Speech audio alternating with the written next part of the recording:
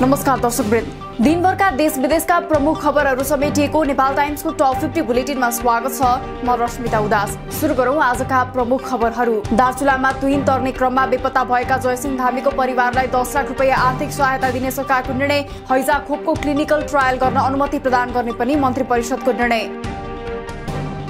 दार्चुला तुहिन घटनाबारे छानबिन प्रतिवेदन यथाशीघ्र सार्वजनिक गर्न राज्य व्यवस्था समितिको सरकारलाई निर्देशन। पीडित परिवारले क्षतिपूर्ति दिन र ब्याज क्षेत्रमा सडक पुल लगायतका पूर्वाधार यथाशीघ्र निर्माण गर्न आग्रह। दार्चुलाका जयसिंह धामी प्रकरणबारे छानबिन गर्न बनेको समितिले प्रतिवेदन तयार पार्ने क्रममै रहेको गृहमन्त्री बालकृष्ण खाडको भनाई। सत्य तथ्य छानबिन गरेर तथ्यकै आधारमा रिपोर्ट बुझाउनेमा आफू विश्वस्त रहेको उल्लेख। एमाले विभाजन पश्चात माधव नेपाल नेतृत्वको नेकपा एकीकृत समाजवादी पार्टीमा एमालेका प्रदेश र स्थानीय तहका जनप्रतिनिधिले दल रोज्न पाउने। नयाँ दल गठन भएको 21 दिनभित्र दल रोज्न पाउने व्यवस्था अनुसार भदौ 29 गतेसम्मको म्याद। आफूले नेतृत्व गरेको नयाँ क्रान्तिकारी धारमा समाहित हुन एमाले नेता कार्यकर्तालाई नेकपा एकीकृत समाजवादी अध्यक्ष माधव नेपालको अपील। ओलीप्रति लक्षित गर्दै दक्षिणपन्थी भाषमा फसेको तर्क। एमालेमै फर्केका सदस्यहरू बीचमै थाकेको प्रतिक्रिया। अमेरिकी सहायता परियोजना एमसीसी सम्झौता परिमार्जन गर्नुपर्ने माधव नेपालको भनाई। अहिले पानी जहाज कम्पनी खोल्न आवश्यक नभएको मेची महाकाली रेल कुदाउने अवस्था नरहेको तर्क गर्दै सडक सञ्जाल विस्तारमा जोड दिने उल्लेख। स्थायी कमिटिले गरेको 10 बुँदे प्रस्तावलाई शीघ्र प्रभावकारी र व्यवस्थित ढंगले कार्यान्वयन गर्ने एमाले केन्द्रीय कमिटी बैठकको निर्णय। एमाले पार्टी परित्याग गरेर अलग दल दर्ता गरेकाहरूलाई निष्कासन गर्दै पार्टीको अभिलेखबाट नाम हटाउने। नेपाल नेतृत्वको एकीकृत समाजवादी दर्ता गर्ने आयोगको निर्णय विरुद्ध एमाले अदालत जाने। पार्टीले कारबाही गरेकाहरूलाई समेत गणना गरेर शनाखत गराएको। अनुपस्थित व्यक्तिको शनाखत गर्नुका साथै हस्ताक्षर नगरेकाहरूको समेत शनाखत गरिएको दाबी। एमाले उपाध्यक्ष वामदेव गौतमद्वारा राजीनामाको घोषणा। ओलीलाई आफूले नेता मान्न नसक्ने भन्दै गौतमले पार्टी केन्द्रीय कमिटी र उपाध्यक्ष पदबाट राजीनामा दिने घोषणा। कांग्रेस सभापति एवं प्रधानमन्त्री शेरबहादुर देउवालाई तानाशाह नबन्न भन्दै कांग्रेसका नेता प्रकाश मानसिंहको चेतावनी। सभापतिकै कारण पार्टीको क्रियाशील सदस्यता वितरण विधि विधान अनुरूप हुन नसकेको आरोप। कांग्रेसको पार्टी केन्द्रीय कार्यालय सानेपामा आज पनि जिल्ला सभापतिहरू र युवा नेताहरू रिले अनसनमा। क्रियाशील सदस्यताको नामावली सार्वजनिक गर्नुपर्ने, निर्वाचन निर्देशिका संशोधन गर्नुपर्ने लगायतका माग। क्रियाशील सदस्यता छानबिनमा पनि व्यापक धाँधली भएको नेपाली कांग्रेस नेता प्रकाश मानसिंहको तर्क। हरेक 4 वर्षमा गर्नुपर्ने महाधिवेशनलाई पदमा बस्नका लागि पार्टीको विधान पिचेको आरोप। प्रदेश 1 का नवनियुक्त मुख्यमन्त्री भीम आचार्यले लिए पद तथा गोपनीयताको शपथ। आजै पदभार ग्रहण। मुख्यमन्त्री शेरबहादुर राईको राजीनामापछि आचार्य एमालेको संसदीय दलको नेतामा सर्वसम्मत चयन। बहुमत जोगाउने र छिटै मन्त्री परिषद विस्तार गर्ने प्रदेश 1 का नवनियुक्त मुख्यमन्त्री भीम आचार्यको दाबी। 93 सदस्यीय प्रदेशसभामा हाल एमालेको 52 अर्थात् प्रष्ट बहुमत भए पनि एमाले विभाजित भएर बनेको एकीकृत समाजवादीमा कति सांसद जाने भन्ने टुङ्गो लाग्न बाँकी। वर्तमान सरकारले ल्याएको अध्यादेश बाध्यात्मक भएको कानून मन्त्री ज्ञानेन्द्र बहादुर कार्कीको भनाई। ओली सरकार स्वार्थ केन्द्रित बन्दा मुलुक अनिर्णयको बन्दी बनेको तर्क गर्दै अध्यादेश मुलुकको निकास र समृद्धिका लागि भएको उल्लेख। माओवादी केन्द्रको युवा संगठन वाइसिएल नेपालले भर्चुअल विधिबाट राष्ट्रिय भेला आयोजना गर्दै भदौ 12 र 13 गते हुने भेलाले वाइसिएलको नयाँ नेतृत्व चयन गर्ने। हालसम्म अध्यक्षमा 4 जना दावेदार। संघीय निजामती सेवाको रिक्त शाखा अधिकृत पदमा समायोजन भएका 174 शाखा अधिकृतलाई मिलान गरेर सर्वोच्चले अन्तरिम आदेश दिएपछि सोही पदका लागि परीक्षा दिइरहेकाहरू चिन्तित। नतिजा प्रकाशन हुने बेलामा अदालतको उक्त आदेशपछि परीक्षार्थीहरू समस्यामा।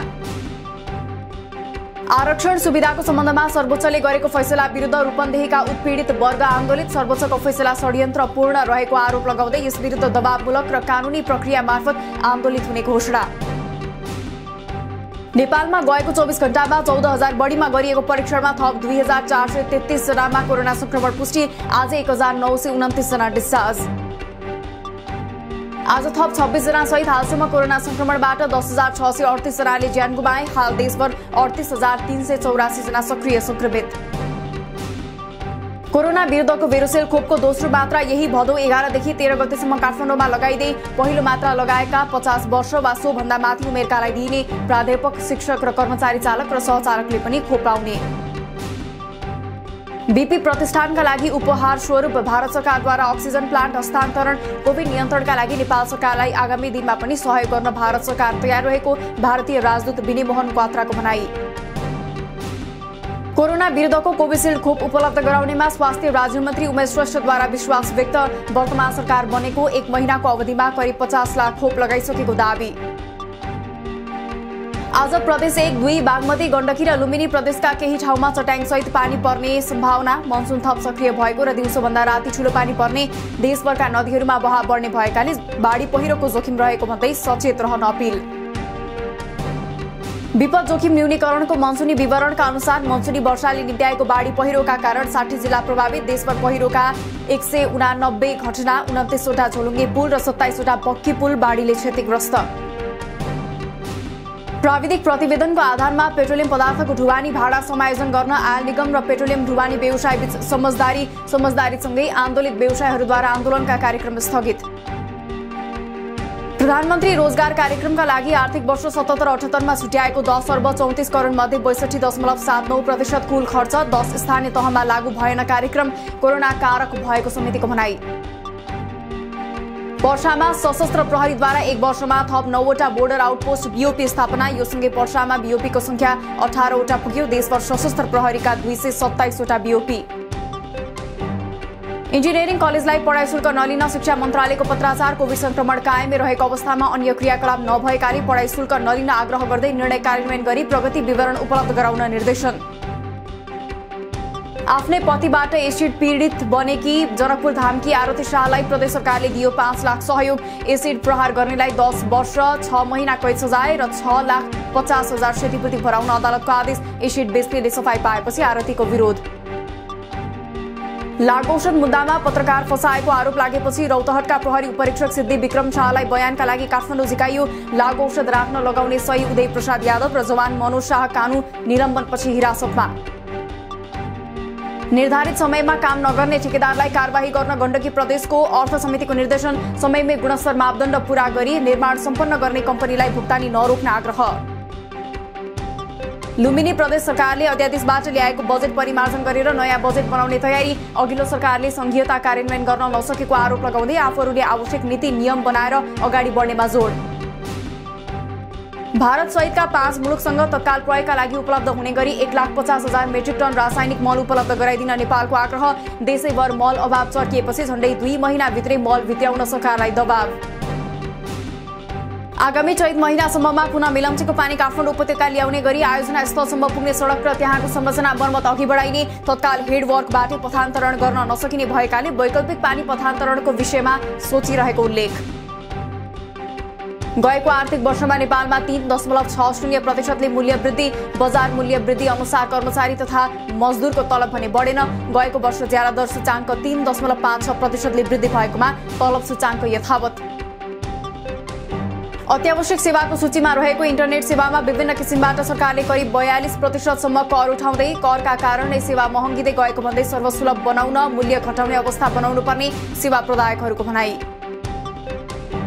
नेकपा एकीकृत समाजवादी र लोकतान्त्रिक समाजवादी पार्टीले निर्वाचन आयोगबाट मान्यता पाएसँगै सरकारले प्रतिस्थापन विधेयकको तयारी थाल्यो। मन्त्रालयद्वारा प्रतिस्थापन विधेयकका सम्बन्धमा सुझाव संकलन। 3 वर्षमा 7 खर्बले बढेर नेपाल सरकारको सार्वजनिक ऋण 17 खर्ब 28 अर्ब पुग्यो। नेपालको ऋण कुल गृहस्थ उत्पादन जीडीपीको 40.5% पुग्यो। कर नतिर्ने ठूला करदाताको घर घरमा गएर दबाब दिन काठमाडौँ महानगरद्वारा पञ्चेबाज अभियान सुरु। आउँदो 24 गतेसम्म कर तिरिसक्न ताकेता। गएको आर्थिक वर्षमा नेपाल भित्रिने रेमिटेन्स 9.8%ले बढेर 9 खर्ब 61 अर्ब 5 करोड रुपियाँ भित्रियो। अन्तिम श्रम स्वीकृति लिनेको संख्या 62.8%ले र पुनः श्रम स्वीकृति लिनेको संख्या 46.8%ले घट्यो। सुनको भाव आज सामान्य घट्यो। तोलामा 200 रुपियाँले घटेर सुनको भाव आज 91,100 रुपियाँ कायम हुँदा चाँदीको भाव आज स्थिर रहँदै तोलाको 1210 रुपियाँमा कारोबार। 2 दिन लगातार उच्च अङ्कले घटेको शेयर बजार बिहीबार भने 17.57 अङ्कले बढेर 3094.01 बिन्दुमा पुग्यो। आज 13 अर्ब 42 करोड रुपियाँको शेयर कारोबार। दक्षिण एसियाली स्तरका प्रतियोगितामा खेल्दै आएको नेपाली महिला राष्ट्रिय टोलीले असोजमा एएफसी महिला एसियन कप 2022 छनौट खेल्दै बलिया प्रतिद्वन्दी भए पनि राम्रा नतिजाका लागि खेल्ने लक्ष्यका साथ टोलीको तयारी। नेपाली लेग स्पिनर सन्दीप लामिछानेले होबार्ट हुरिकेन्सबाट नयाँ सिजनको बिग बास लिग खेल्ने। नयाँ सिजनका लागि सन्दीपको सम्झौता नवीकरण गरिएको टिम होबार्टको भनाई। अमेरिका, एसिया र इस्ट एसिया पेसिफिक क्षेत्रको छनौट कोभिडका कारण रद्द भएपछि आईसीसी अन्डर 19 विश्वकप खेल्ने नेपालको सपना अधुरै रहने। सो प्रतियोगिता अर्को वर्ष वेस्ट इन्डिजमा हुँदै। फुटबल विवाद समाधानका लागि गठित छानबिन समितिको प्रतिवेदनमा नेपाली राष्ट्रिय फुटबल टिमका मुख्य प्रशिक्षक अब्दुल्ला अल्मुताइरी असन्तुष्ट। अल्मुताइरीले सामाजिक सञ्जाल मार्फत पोखे असन्तुष्टि। कोरोना विरुद्धका भ्याक्सिन फाइजर, बायोएनटेक र अक्सफोर्ड एस्ट्राजेनेकाको प्रभावकारिता 6 महिनामै घट्ने बेलायती एक अध्ययनको दावी। फाइजर खोप लगाएको 5 देखि 6 महिनामा क्षमता 88 देखि 74% र एस्ट्राजेनेकाको प्रभावकारिता 77 देखि 67% घट्ने उल्लेख। अफगानिस्तानको काबुल विमानस्थलमा आक्रमण हुन सक्ने अमेरिका र बेलायतको चेतावनी। विमानस्थलको पूर्वी र उत्तरी गेटमा प्रतीक्षा गरिरहेकाहरूलाई तुरुन्त अफगानिस्तान छाड्न अलर्ट। सुरक्षित स्थानमा जान र गोप्य सूचनाको प्रतीक्षा गर्न अनुरोध। र अफगानिस्तानको काबुल विमानस्थलमा अझै 10,000 नागरिक उद्धारको पर्खाइमा। जतिसक्दो छिटो उद्धार गर्ने र अभियानपछि तालिबानले जिम्मेवारी लिनुपर्ने अमेरिकाको भनाई। एक साताभन्दा लामो समय बन्द रहेका अफगानिस्तानका ब्याङ्कहरू खुल्न थालेसँगै ब्याङ्कमा पैसा निकाल्नेको भिड बढ्दो। दिनभरका देश विदेशका प्रमुख खबरहरू समेटिएको नेपाल टाइम्सको टप 50 बुलेटिन अहिलेलाई यति नै। हामी भोलि फेरि टप 50 समाचारका साथ उपस्थित हुने नै छौं। नेपाल टाइम्सको युट्युब च्यानल सब्स्क्राइब गरिदिनु भएकोमा र फेसबुक पेज लाइक गरिदिनु भएकोमा धन्यवाद। ताजा खबरहरू नेपाल टाइम्सको अनलाइन पोर्टल www.nepaltimes.net मा पनि गएर हेर्न सक्नुहुनेछ। नेपाल टाइम्स हेर्दै गर्नुहोला। नमस्कार।